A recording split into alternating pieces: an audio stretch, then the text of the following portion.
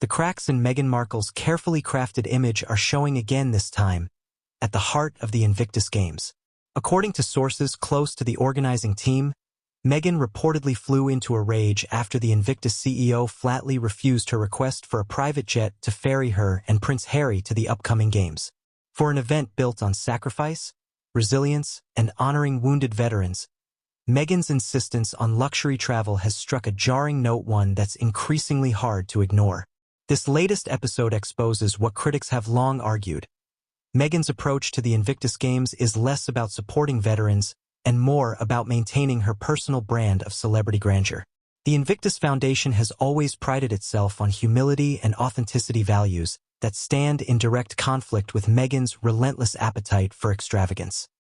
By demanding a private jet, she clashed head-on with the very ethos of the Games, leaving organizers exasperated and veterans deeply unimpressed.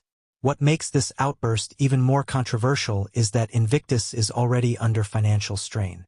Sponsors, donors, and partners expect funds to go toward rehabilitation programs, and the Games themselves, not Meghan's luxury flights.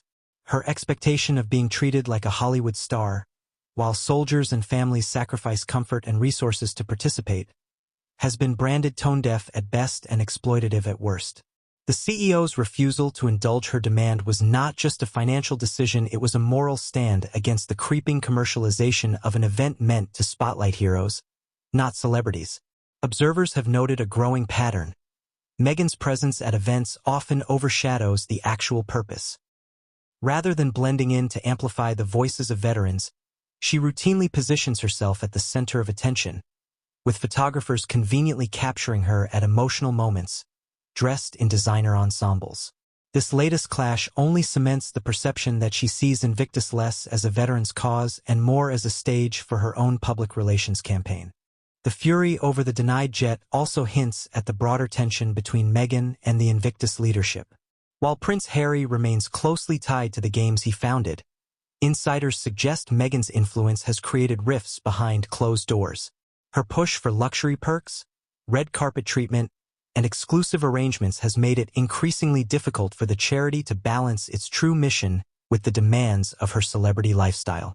The CEO's refusal, therefore, was not just a logistical rejection, but a deliberate effort to reclaim the spirit of Invictus from Hollywood-style spectacle. What's most telling is Meghan's reported reaction. Instead of graciously accepting the decision in the spirit of solidarity with veterans, she allegedly lashed out, framing the denial as a personal affront. That reaction underscores the growing gulf between her public messaging, polished speeches about service and sacrifice, and her private expectations of privilege and indulgence. For many, it's becoming impossible to reconcile her words with her actions. In the end, the Invictus Games were built on the backs of real heroes, men and women who endured unimaginable hardships. To see their stories sidelined by Meghan's insistence on luxury has ignited outrage and disappointment among supporters. The CEO's refusal to cave to her demand may be one of the most important decisions in preserving the dignity of the Games. By holding the line, Invictus has sent a powerful message. No individual, no matter how famous, is bigger than the mission. The CEO's refusal to cave to her demand may be one of the most important decisions in preserving the dignity of the Games. By holding the line, Invictus has sent a powerful message. No individual, no matter how famous, is bigger than the mission. Yet, Meghan's outrage over the matter risks eroding the very credibility of the Games. Veterans and their families attend Invictus not for glamour, but for healing, recognition, and solidarity. When the spouse of the event's figurehead attempts to bend its core values for personal comfort, it sends a disheartening signal that celebrity entitlement could overshadow sacrifice. This is precisely what critics have feared, Meghan's presence dragging the Invictus Games into the realm of Hollywood theatrics. The optics of the situation are damaging. At a time when global attention should focus on wounded warriors, media coverage is instead consumed by Meghan's fury over being denied luxury. The irony could not be starker. Those who gave up limbs, health, and careers for their countries will fly economy, while Meghan fights for a jet. The contrast exposes the depth of disconnect between her lifestyle and the mission she claims to support. If anything, this episode may prove a turning point.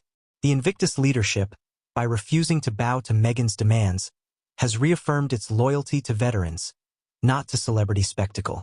And in doing so, it has placed Meghan in an uncomfortable position, forced to either align with the values she preaches or risk being exposed, once more, as someone who sees service merely as a backdrop to her own spotlight.